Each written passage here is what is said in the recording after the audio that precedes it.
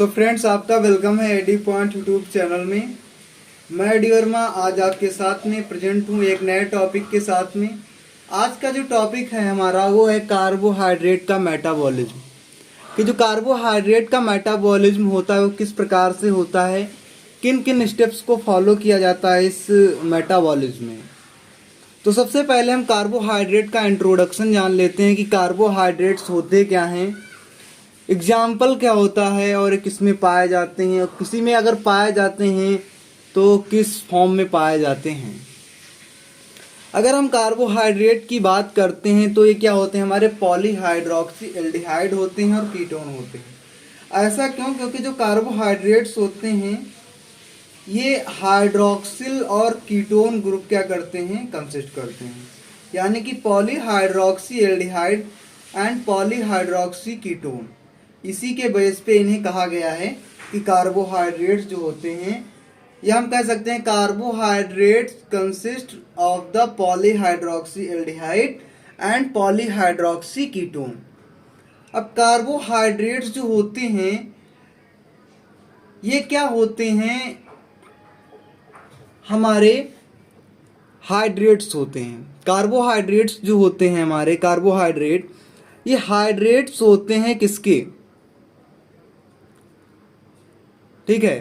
तो कार्बोहाइड्रेट्स क्या होते हैं, hydrates of carbon. Carbohydrates hydrates of carbon होते हैं और ये कंटेन करते हैं कार्बन, ऑक्सीजन एंड हाइड्रोजन को। अब ये कार्बन, ऑक्सीजन एंड हाइड्रोजन को कंटेन कर रहे हैं, तो इससे पता चल रहा है कि जो कार्बोहाइड्रेट्स होते हैं ये हमारे ऑर्गेनिक कंपाउंड होते हैं और प्रेजेंट होते हैं living and non living things में। तो जो इनका एम्पिरिकल फार्मूला होता है, या हम जो कह सकते हैं इनका जो जनरल फार्मूला होता है वो क्या होता है, वो होता है हमारा CnH2O का होल एन, ठीक है। CnH2O का होल एन इनका जो है जनरल फार्मूला होता है।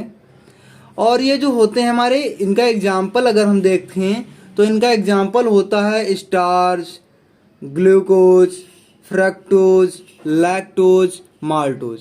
लेकिन अगर हम बेसिक 2 पॉइंट्स की बात करें स्टार्च और ग्लाइकोजन की, तो जो स्टार्च होता है वो हमारा प्लांट्स में मिलता है और ग्लाइकोजन है हमारा वो एनिमल में मिलता है। अगर हम इसके मेटाबॉलिज्म का पार्ट जो है स्टार्ट करते हैं, तो जो इसका मेटाबॉलिज्म है वो किसके थ्रू होता है, ऑक्सीडेशन ऑफ ग्लूकोज। जब ग्लूकोज का ऑक्सीडेशन होता है तो क्या होता है, कार्बोहाइड्रेट का मेटाबॉलिज्म होता है। अब जब इसका ऑक्सीडेशन होता है तो 2 फेज में होता है या 2 पाथवे में होता है।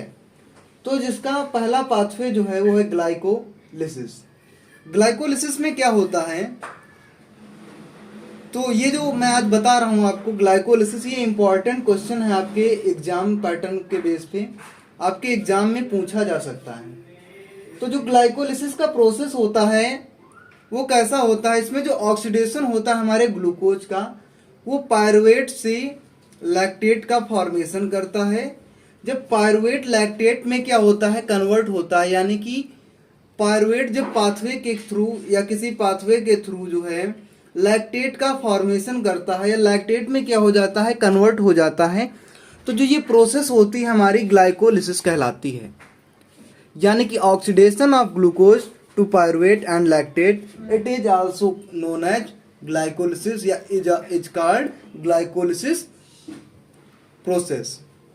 तो जो ये ग्लाइकोलिसिस प्रोसेस होती है इसको हम किस नाम से जानते हैं, एम्बेडर मेयर हॉफ पाथवे के नाम से भी हम ग्लाइकोलिसिस प्रोसेस को जानते हैं।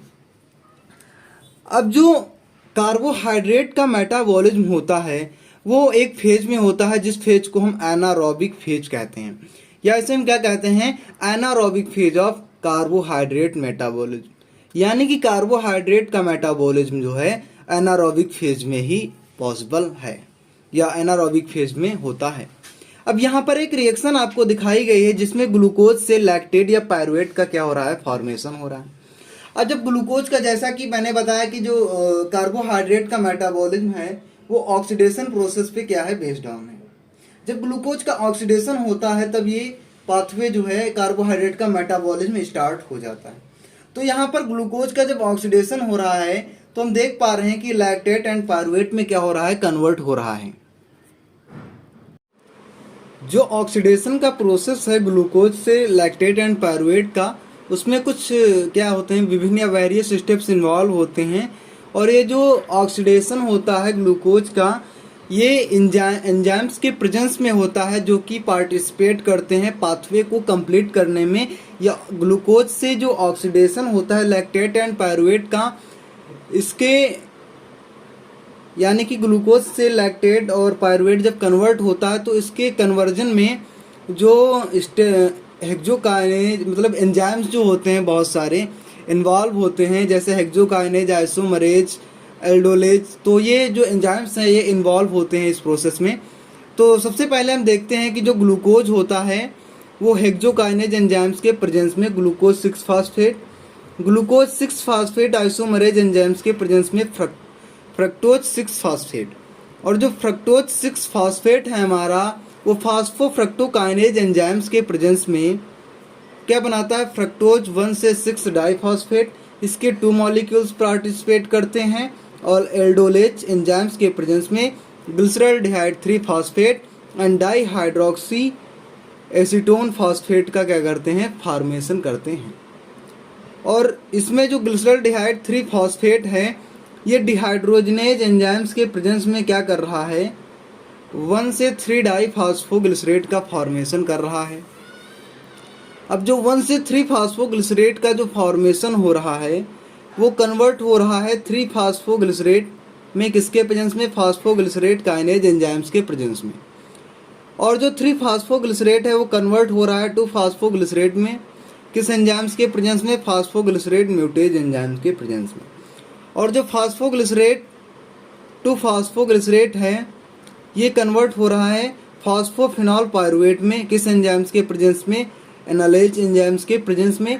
और जो फास्फोफिनॉल पायरुवेट है ये पायरुवेट में कन्वर्ट हो रहा है काइनेज एंजाइम्स के प्रेजेंस में। और जो पायरुवेट है ये लैक्टेट में कन्वर्ट हो रहा है डिहाइड्रोजनेज। जब पायरुवेट का डिहाइड्रोजनेज हो रहा है तो लैक्टेट में कन्वर्ट हो रहा है। यही जो प्रोसेस है हमारी, यही है ग्लूकोज से लैक्टेट एंड पायरुवेट के क्या होता है जब कन्वर्ट होता है, या उसके कन्वर्जन की जो प्रोसेस है या जो पाथवे है ये है।